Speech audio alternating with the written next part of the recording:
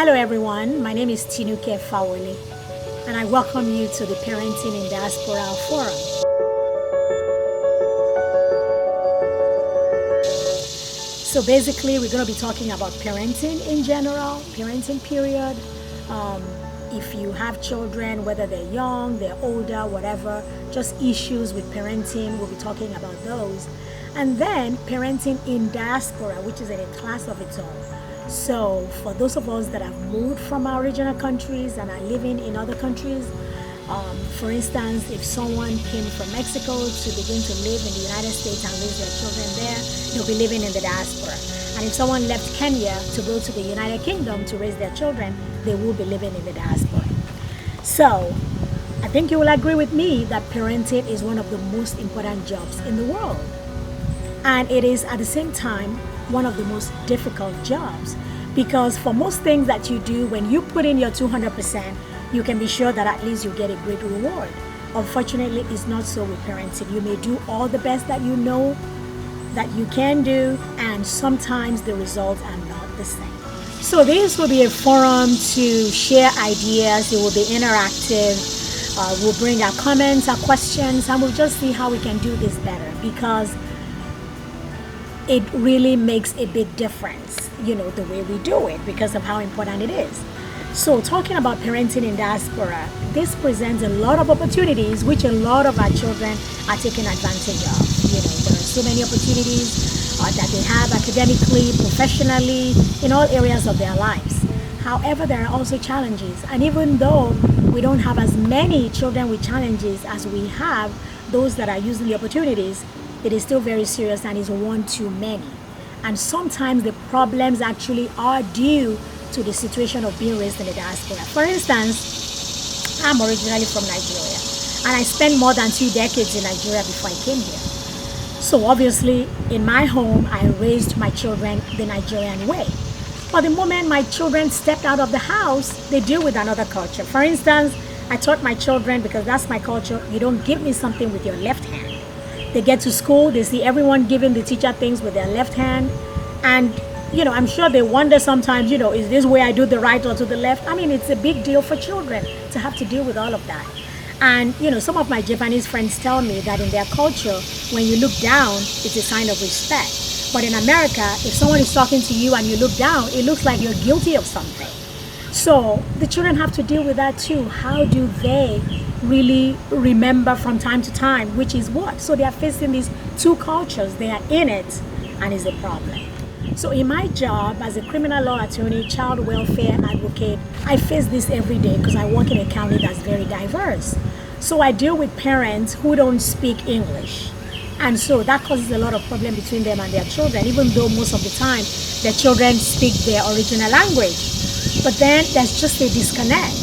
Their parents tell them things, but once their friends come, parents complain that children just ignore them and all of this. And they really don't, because the parents don't speak English, that also affects the way they've been able to assimilate into the American culture. And so their children feel this way about things, and the parents feel completely differently. Children want to do certain things, and parents don't understand. And then I deal with parents like from Africa who tell me, can you please tell the judge to send this child back? I know my brother is in Nigeria or Kenya or whatever, and they'll take care of this child, and the child will do better than being here. Can you please do that? So parents are frustrated. And then I deal with the children too, who also have their own issues, who say, I just don't understand why my dad won't sign me up for soccer classes, he won't sign me up for football, and I go to games, he doesn't go with me. All the other children have their dads with them, but my dad just has to work all day long. Or I come home, I try to talk to my mom about the issues that I'm dealing with at school, and she says, what are you talking about? I give you food, I give you a place to live. What is your problem? So there's this disconnect, and it's coming to affect our children. And so this just became so much a burden on my heart. Anytime I went to work and I saw these scenarios, and I saw that, but for the fact that these children and their parents are living and thinking in two different cultures, they won't even be having this problem. And I come home every day and I talk to my husband about it all the time. And one day he just told me, so what are you gonna do about it? What are you going to do about it? And that question has bugged me for so long, and I kept thinking, so what can I do about it? So the only thing I thought about is at least we'll start from here, start this dialogue, open this opportunity when we all can come together. We have been through that part too. We've raised 4 children in this country, in the United States, but this video is really for you, wherever you are in the world. We've raised 4 children who have become adults in the diaspora, and we faced some challenges also. We had to struggle through a lot of things, but I believe my husband and I still have some advantages over some other parents. So we have things that we can share. Other people that have been successful in this area have ideas that they can share with others so that we can help ourselves.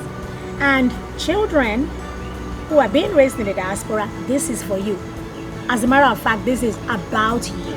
So I want you also to be able to watch this channel, to have your comments, your questions about whatever issues you're facing, whatever disconnect you have with your children, with your parents, whatever it is that your parents are not getting, whatever you're trying to pass on to them.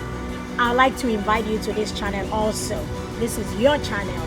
This is your avenue for you to be able to share your views. And this is what I have for you. So thank you so much for watching. And I'm hoping that you will spread this to all your friends who are parents and all your friends who are especially parents in the diaspora, and see how we can make a difference, make an impact, and actually turn things around for ourselves. Thanks again, and God bless.